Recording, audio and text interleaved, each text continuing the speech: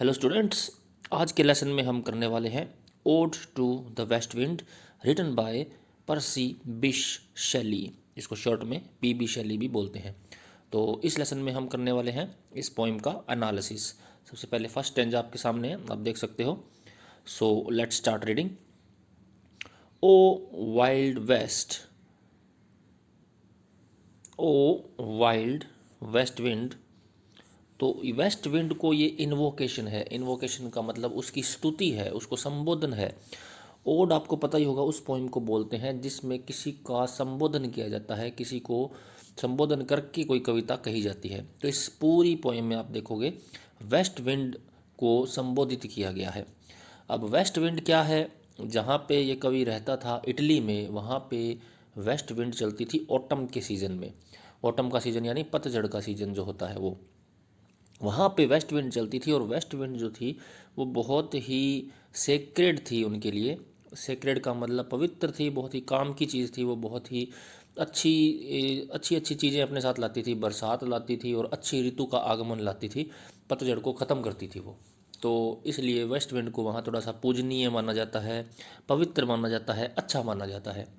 तो ये waste wind को उसकी शक्तियों से प्रभावित होकर के, उसकी उपयोगिता से प्रभावित होकर के कवि जो है वेस्ट विंड की स्तुति कर रहा है, इन्वोक कर रहा है उसको, और अपने लिए भी कुछ मांगेगा। तो अपने स्टैंजा वाइज देखते हैं। इस पहले स्टैंजा के अंदर वो वेस्ट विंड की हमें परिचय करवाता है, उसकी शक्तियों से खुद को ही परिचय करवाता है। जैसे किसी की भी हम जब भक्ति करते हैं तो हम उसकी तारीफ़ करते हैं कि जैसे अपने आरती करते हैं भगवान की, तो हम उनकी तारीफ़ करते हैं उसके अंदर कि आप सर्वशक्तिमान हो, आप सबका कल्याण करते हो, भला करते हो, इस तरह से। तो इसमें भी वेस्ट विंड की तारीफ़ की गई है, उसकी शक्तियों का गुणगान किया गया है पहले स्टेंजा में। Okay, let's start. O wild west wind. तो ओ वाइल्ड वेस्ट विंड का मतलब हे wild west wind. West wind को वाइल्ड भी बोला है। वाइल्ड का मतलब जंगली, और जो सर्वशक्तिमान ताकतवर हो उसको भी वाइल्ड बोलते हैं। दाउ ब्रेथ ऑफ ऑटम्स बीइंग। दाउ का मतलब है यू, तुम। ब्रेथ हो, ब्रेथ का मतलब स्पिरिट हो, तुम सांस हो। सांस का मतलब तुम एक आत्मा हो। किसकी? ऑटम की, पतझड़ की आत्मा हो। पतझड़ की जो ऋतु होती है उसकी तुम आत्मा हो। दाउ तुम, फ्रॉम हुज अनसीन प्रेजेंस। तुम्हारी जो प्रेजेंस है वो अनसीन है, यानी तुम्हें देखा नहीं जा सकता है, तुम्हें सिर्फ महसूस किया जा सकता है। तुम अपनी अनसीन प्रेजेंस से the leaves dead are driven. तुम डेड लीव्स को ड्राइव करती हो अपनी अनसीन प्रेजेंस से, बिना दिखे। तुम जो डेड लीव्स हैं, ये देखो उल्टा कर दिया गया है, इसमें एडजेक्टिव को बाद में लगाया गया है। डेड यहाँ पे एडजेक्टिव है और ये लीव्स जो है ये नाउन है। तो डेड लीव्स होना चाहिए था, लेकिन पोइट्री में ये इसको उल्टा कर देते हैं, इसको ट्रांसफ़र कर दिया गया है। तो लीव्स डेड आर ड्रिवन, उनको ड्राइव करती हो तुम, यानी उनको बहा के ले जाती हो अपने साथ। किस तरह से? Like ghosts from an enchanter fleeing. अब ये जो भी सेंटेंस है इसको भी, इसमें वर्ड ऑर्डर उल्टा पुल्टा कर देते हैं ये कविता के अंदर। Like ghost from an enchanter fleeing. Enchanter होता है एक मैजिशियन, एक जादूगर, एक तांत्रिक, जो भूतों को भगाने का काम करता है। तो पुराने ज़माने में ऐसा माना जाता था ना कि तांत्रिक लोग हैं वो अपनी शक्तियों से भूतों को भगा देते हैं। तो उसकी तुलना की गई है वेस्ट विंड की उस जादूगर से, उस एनचेंटर से, जो गोस्ट को फ्ली कर देता है। गोस्ट यानी भूतों को फ्ली कर देता है। फ्ली का मतलब भगा देता है। तो वेस्ट विंड की तुलना की गई है। तुलना करने वाली डिवाइस होती है वो सिमिली होती है। तो ये लाइक जो है यहाँ पे एक सिमिली का उदाहरण है। ओके, तो यहाँ इस पहले जो 3 लाइनें हैं इसके अंदर यही बताया गया है कि तुम ऑटम की आत्मा हो। तुम्हारी अनसीन प्रेजेंस से जो पत्तियाँ हैं वो सारी ड्राइव हो जाती हैं, यानी भाग जाती हैं, तुम उनको उड़ा के ले जाती हो सारी पत्तियों को। किस तरह से? जिस तरह से कोई तांत्रिक जो है भूतों को भगा देता है, उसी तरह से तुम पत्तियों को भगा देती हो। अब ये जो पोइम है ये टर्जा राइमा में लिखी गई है। ये आप जो 3 लाइनें देख रहे हो इसकी वजह से इसको टर्जा राइमा बोलते हैं। ये सारे स्टेंजा में इसी तरह की आपको स्ट्रक्चर मिलेगा। आगे वाला स्टेंजा आप देखोगे उसमें भी 3-3 स्टेंजा, तो सॉरी ये पहला स्टेंजा है, इसमें 3-3 लाइनों के जो है पार्ट हैं। तो ये 3 लाइनें हो गई। इसमें आप राइम स्कीम देखोगे तो ये देखो बीइंग और फ्लिंग ये सिमिलर है, तो ये ए हो गई और इसको हम बी नाम दे देते हैं, डेड। तो आगे वाली जो अपनी जो पार्ट शुरू होगा उसमें ये जो बी साउंड है ये दोबारा रिपीट होगी। तो ए बी ए है, आगे वाली लाइन हो जाएगी बी सी बी। तो ये इसकी राइम स्कीम रहेगी। इसको हम टर्जा राइमा बोलते हैं, जिसमें 3 3 लाइनें होती हैं और इस तरह से वो A B C D C इस तरह से चलती रहेगी। तो ये पोएम टर्जा राइमा में लिखी गई है, 5 स्टेंजा के अंदर है। पहले जो 3 लाइनें हैं उनका मतलब हमने देख लिया है। अब हम आगे चलते हैं। अब ये सेंस पूरा नहीं हुआ है, एक सेकेंड।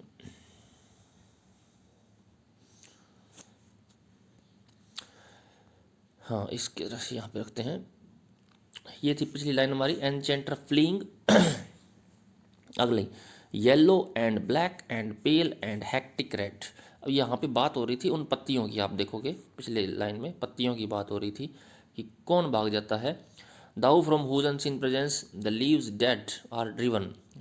जो डेड लीव्स हैं, जो पुरानी पड़ चुकी पत्तियां होती हैं जो नीचे गिर जाती हैं, वो ड्रिवन होती हैं। जिस तरह से एक जो तांत्रिक होता है, एक मैजिशियन होता है, घोस्ट को भगाता है, उस तरह से वो पत्तियां ड्रिवन होती हैं। अब यही सेंस आगे चल रहा है। पत्तियां कैसी हैं? येलो हैं, ब्लैक हैं, पेल हैं और हैक्टिक रेड हैं। 4 रंगों की पत्तियां हैं। अब आप देखिए, नॉर्मल सेंटेंस में हम ऐसे लिखते हैं yellow, black, pale and hectic red, परंतु यहाँ पे हर जगह कंजक्शन का यूज़ किया गया है। तो इस डिवाइस को हम बोलते हैं पॉलीएसिनडेटन। क्या बोलते हैं? POLY, पॉलीएसिन एसिन डेटन, डी आएगा ये, DETON। इसको हम पॉलीएसिनडेटन बोलते हैं, जिसमें कंजक्शंस का ज़्यादा यूज़ किया जाता है, ज़रूरत से ज़्यादा यूज़ किया जाता है। तो यहाँ पे ये yellow and black and pale and hectic red, ये उन पत्तियों के रंग बताए गए हैं। इन रंगों की वो पत्तियाँ हैं, yellow, black, pale and hectic red, जिनको वो भगाती है। आगे पत्तियों की बात चल रही है। Pestilence stricken multitudes. अब वो जो पत्तियां हैं वो इस तरह की हैं, पेस्टिलेंस स्ट्रिकन मल्टीट्यूड की तरह है। मल्टीट्यूड होता है क्राउड, भीड़, है ना। और पेस्टिलेंस स्ट्रिकन होता है जिसकी कोई बीमारी लगी हो, यानी लोगों का ऐसा समूह जो किसी बीमारी से ग्रस्त हो, यानी मरने वाले हों। कभी कभी महामारी फैल जाती है, बहुत सारे लोगों को एक ही बीमारी लग जाती है और वो अपनी मौत का इंतज़ार करते हैं। तो ये पेस्टिलेंस का मतलब होता है महामारी, एक बीमारी, सिकनेस। और स्ट्रिकन का मतलब पीड़ित। तो पेस्टिलेंस स्ट्रिकन मल्टीट्यूड्स की तरह वो पत्तियाँ होती हैं। पत्तियों का समूह इस तरह से ज़मीन पर गिरा होता है जैसे उनको कोई बीमारी लग गई हो, अब वो मरने वाली है, तो वेस्ट विंड आती है, उनका कल्याण करती है, उनको भगा देती है वो। और 2 तरीके से, अब देखो ये मेटाफर हो गया पेस्टिलेंस स्ट्रिकन मल्टीट्यूड, क्योंकि इसमें कोई लाइक और एज का यूज़ नहीं किया गया है, तो यहाँ पे मेटाफर का यूज़ हुआ है। अब अगली बात, ओ दाऊ, ओ तुम, हे। ओ का मतलब हे बोल सकते हैं हिंदी में, है ना, हे भगवान, हे बालक, हे बालिका, इस तरह से। तो O thou who chariotest to their dark wintry bed. अब सेंस यहाँ पूरा होगा, द विंग्ड सीड्स। ये 3 लाइनें यहाँ पे ख़त्म हो जाती हैं, सेंस यहाँ तक चलता रहता है, बात यहाँ तक चलेगी है सीड्स तक। तो इन लाइनों में भी देखो रेड और बेड इनकी सिमिलर है, तो इसको हम नाम दे देते हैं सी का। पहले वाली थी ABA, फिर ये हो जाएगी डेड से रेड बन गया, तो ये बी थी ना, तो ये बी हो जाएगी BCB, ABA BCB, इसकी जो राइम स्कीम है। ये बी, ये बी, ये है सी, आगे ये सी से शुरू होगा। दाऊ लो, दाऊ लो, ये सिम्बर है, ये सी से शुरू होगा। तो ये ऐसी चलती है ABA BCB CDC, इस तरह से। ओके, अब आते हैं इस पे अपने। O thou whose chariotest to their dark wintry bed the winged seeds. अब वो कहता है कि तुम चैरियटेस्ट करती हो, रथ लेके जाती हो। चैरियट से बना है चैरियटेस्ट। चैरियट का मतलब रथ और चैरियटेस्ट का मतलब वर्ब बन गई रथ में लेकर के जाना। तो दाऊ तुम जो है रथ में लेकर के जाती हो देयर डार्क विंट्री बेड, उनके विंट्री बेड में। किसको? विंग्ड सीड्स को। यहाँ से ऐसे पढ़ेंगे इसको कि तुम विंग्ड सीड्स को, यानी ऐसे बीज जिनके पंख लगे हुए हैं, या तुम उनको पंख प्रदान कर देती हो।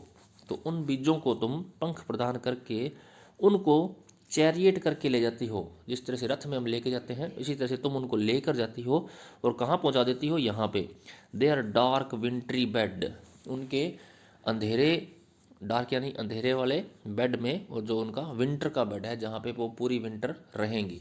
कहने का मतलब ये है कि तुम पत्तियों को तो ऐसे बहा के ले जाती हो जैसे कोई भूत तांत्रिक जो है वो भूतों को ले जाता है, और तुम बीजों को क्या करती हो, उनको पंख प्रदान करके उनको बीजों को अपने सर्दी के शयन कक्ष में बिठा देती हो। यानी वेस्ट विंड क्या करती है, बीजों को जमीन के नीचे पहुंचा देती है उड़ा करके, जहाँ पे वो विंटर में आराम करते हैं। विंटरी बेड इसीलिए बोला है कि विंटर में वो बैठे रहते हैं, उसके बाद जब वो स्प्रिंग का सीजन आता है तो वो उग जाते हैं। तो वेस्ट विंड का एक काम ये भी है कि वो बीजों को अपनी सही जगह पे पहुंचा देती है, जिससे कि उनका अंकुरण हो जाता है। ओके, तो कितने मतलब किस तरह से उन्होंने बात की है कि तुम चैरियट करती हो बीजों को, यानी रथ पे बिठा करके ले जाती हो उनके डार्क विंटरी बेड में। विंग्ड सीड जो पहले बोलना चाहिए था उनको लास्ट में बोला है कि विंग्ड सीड्स को तुम डार्क विंटरी बेड में पहुंचा देती हो। ओके, आगे पढ़ते हैं। Where they lie cold and low each like a corpse. अब जहाँ पर वो बीज जो हैं वहाँ पे वो ठंड में पड़े रहते हैं। किस तरह से, लाइक ए कॉप्स, एक शव की तरह है। कॉर्प्स का मतलब शव होता है, तो एक शव की तरह, यानी उनमें बिना कोई जान नहीं होती है उस समय उन बीजों में कोई, तो वो एक शव की तरह वहाँ पे पड़े रहते हैं। विद इन इट्स ग्रेव, अपनी समाधि में। अब जहाँ पे बीज पड़े हैं उनको ग्रेव बोला है, पहले विंट्री बेड बोला था, अब यहाँ पे उसको ग्रेव बोला है कि वो अपनी कब्र में पड़े रहते हैं। अनटिल, कब तक, दाइन एज्यूर सिस्टर, एज्यूर होता है नीला रंग, thine azure sister of the spring shall blow her clarion over the dreaming earth. यहाँ तक अर्थ पूरा होता है इसका। तो कहता है कि तब तक वो पड़े रहते हैं अपनी ग्रेव में जब तक कि तुम्हारी एज्यूर सिस्टर, तुम्हारी नीली बहन। अब नीली बहन क्यों बोला गया है, नीली बहन स्प्रिंग की। अब स्प्रिंग में चलने वाली जो हवा है उसको नीली बहन बोला है वेस्ट विंड की। कि अब सिस्टर इसलिए बोला है क्योंकि हवा है, और एज्यूर सिस्टर इसलिए बोला है क्योंकि वो स्प्रिंग में बहती है। अब स्प्रिंग में बहने वाली हवा को नीली हवा इसलिए बोला है क्योंकि स्प्रिंग में आसमान एकदम नीला होता है, और आसमान जब नीला होता है उस नीले आसमान में जो वो हवा बहती है तो उसको उसने उस हवा को ही नीली हवा बोल दिया। तो इसको हम ट्रांसफर्ड एपिथेट बोलते हैं इस तरह की चीज़ को, कि विशेषण किसी को लगाना था, लगा किसी को दिया, इसको ट्रांसफर्ड एपिथेट बोलेंगे। आप इसको याद कर लेना, इस यहाँ पे जो डिवाइस यूज हुई है, ट्रांसफर्ड एपिथेट। ट्रांसफर एपिथेट का मतलब ये होता है कि आपको विशेषण किसी चीज़ को ही देना है, लेकिन विशेषण हम किसी और चीज़ को दे देते हैं। जैसे आपको रात को अगर नींद नहीं आती है तो हम बोलते हैं कि I had a sleepless night, कि मेरी रात स्लीपलेस थी। एक्चुअल में रात स्लीपलेस नहीं थी, स्लीपलेस तो आप थे, है ना। रात को तो कभी नींद आती नहीं है, आज नींद तो इंसान को आती है। तो आप ये नहीं कहते कि आई वॉज स्लीपलेस, हम ये कहते हैं कि I had a sleepless night. तो ये ट्रांसफर्ड एपिथेट हो गया कि हमें खुद को स्लीपलेस ना बोलते, हम नाइट को स्लीपलेस बोल देते हैं। तो ये भी ऐसा ही है, एज्यूर सिस्टर, नीली बहन इसको बोल दिया गया है, लेकिन नीला तो आसमान होता है, परंतु वो आसमान में चलती है इसलिए इसको नीली हवा ही बोल दिया गया है। ओके, शेल ब्लो, तो वो बीज जो है वो तब तक वहाँ पड़े रहते हैं जब तक कि तुम्हारी नीली बहन जो स्प्रिंग में बहती है वो अपना क्लैरियन नहीं बजाती है। क्लैरियन होता है ट्रम्पेट, एक इंस्ट्रूमेंट होता है, म्यूजिकल इंस्ट्रूमेंट होता है, जो युद्ध में, जब युद्ध की घोषणा होती है तो वो ये क्लैरियन बजता है, जिससे सारे सोल्जर जो है वो उठ जाते हैं अपनी ड्यूटी के प्रति, मतलब शुरू शुरू कर देते हैं अपनी ड्यूटी। तो ये जो क्लैरियन है, ये क्लैरियन बजाती है स्प्रिंग। तो जब ये स्प्रिंग में चलने वाली हवा अपना क्लैरियन बजाती है तो वो जो सारे बीज हैं वो उठ जाते हैं। तब तक तो सोए रहते हैं विंटर के अंदर, लेकिन जब स्प्रिंग में चलने वाली हवा अपना क्लैरियन बजाती है, यानी जब चलती है हवा, तो वो बीज उस तरह से उठ जाते हैं जैसे कि कोई सोल्जर उठ जाते हों अपने अपने अपने घरों से, अपने अपने बेड से, क्लैरियन की आवाज़ सुन के, ट्रम्पेट की आवाज़ सुन करके। Okay, over the dreaming earth. Dreaming earth का मतलब होता है, ये भी ट्रांसफर्ड एपिथेट है। देखो, अर्थ ड्रीम नहीं लेती, ड्रीम लेते हैं इंसान, परंतु जो इंसान सोए होते हैं तो इनके लिए ड्रीमिंग अर्थ बोल दिया कि पूरी अर्थ जो है वो सोई होती है, सारे लोग सोए होते हैं, बीज भी सोए होते हैं, वो सपने ले रहे होते हैं। उनके ऊपर जब स्प्रिंग की हवा चलती है तो एक क्लैरियन का काम करती है, वो ट्रम्पेट बजाती है अपना कि भाई उठ जाओ, अब टाइम हो गया है काम करने का, ड्यूटी पर जाने का। तो सारे जो बीज होते हैं वो उग जाते हैं। And fill driving sweets buds like flock to feed in the air with living hues and odors plain and hill। और वो फिल कर देती है, क्या फिल कर देती है, ये ब्रैकेट वाला छोड़ते हैं, एक बार ये पढ़ते हैं। विद लिविंग ह्यूज़, ह्यूज़ होते हैं रंग, उनके अंदर रंग भर देते हैं, और ओडर्स भर देती है, और खुशबू भर देती है। प्लेन एंड हिल, हर जगह, प्लेन हो या हिल हो, हर जगह वो बीजों को उगा देती है, उसके अंदर रंग भर देती है, खुशबू भर देती है।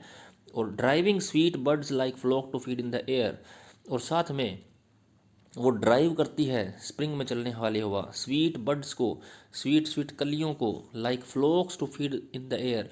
जिस तरह से फ्लोक को ड्राइव किया जाता है, जिस तरह से जो फ्लोक होते हैं पशुओं के दल, पशुओं के झुंड, भले ही भेड़ों के हों या गायों के हों, तो जिस तरह से कोई चरवाहा शेफर्ड जो होता है वो फ्लोक्स को ड्राइव करता है, फ्लोक्स को चलाता है, उसी तरह से ये जो हवा है स्प्रिंग में चलने वाली, ये स्वीट बर्ड्स को ड्राइव करती है और उनको हवा में उसको फीड करने का मौका देती है। ऐसी हवा चलती है कि जो बीज हैं वो उग जाते हैं, उनमें से पौधे निकल जाते हैं और उनके अंदर तरह तरह की खुशबू और रंग पैदा हो जाते हैं। Okay students, wild spirit which art moving everywhere. अब वो वापस वेस्ट विंड पे आता है, वो कहता है कि तुम हर जगह हो, destroyer and preserver hear O here.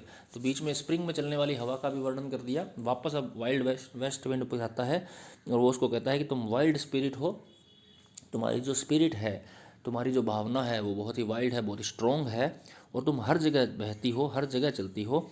तुम डिस्ट्रॉयर भी हो, प्रिजर्वर भी हो। ये बहुत इंपॉर्टेंट लाइन है, आपको मेंशन जरूर करना है कि कवि ने वेस्ट विंड को डिस्ट्रॉयर भी कहा है और प्रिजर्वर भी कहा है। डिस्ट्रॉयर इस सेंस में कहा है कि वो पत्तियों को डिस्ट्रॉय कर देती है, पुरानी पत्तियों को डिस्ट्रॉय कर देती है, बहा करके ले जाती है। प्रिजर्वर इसलिए कहा है, संरक्षक इसलिए कहा है क्योंकि वो बीजों को अपनी सही जगह पे पहुंचा देती है जिससे कि वो स्प्रिंग में उग सके। अब वो कहता है हियर ओ हियर, कि मेरी आवाज़ सुनो, मुझे सुनो। अब ये जो जो सुनाना चाहता है उसका वर्णन वो स्टेंजा 3, 4 और 5वें में करेगा। ये पहला स्टेंजा है, इसके अंदर तो उसने गुणगान किया है अभी वेस्ट विंड का, अपना दुखड़ा नहीं रोया है। अपना दुखड़ा वो बताएगा 4थे स्टेंजा के अंदर और 5वें स्टेंजा के अंदर। पहले 3 स्टेंजा के अंदर वो इस वेस्ट विंड का गुणगान ही करेगा, उसकी ताकत के बारे में हमें बताएगा। तो ये पहला स्टेंजा था इसका। पहला स्टेंजा मेरे ख्याल से आपको अच्छे से समझ आ गया होगा। अगले लेसन में अपने इसका दूसरा स्टेंजा करने वाले हैं। Okay students, goodbye, good luck.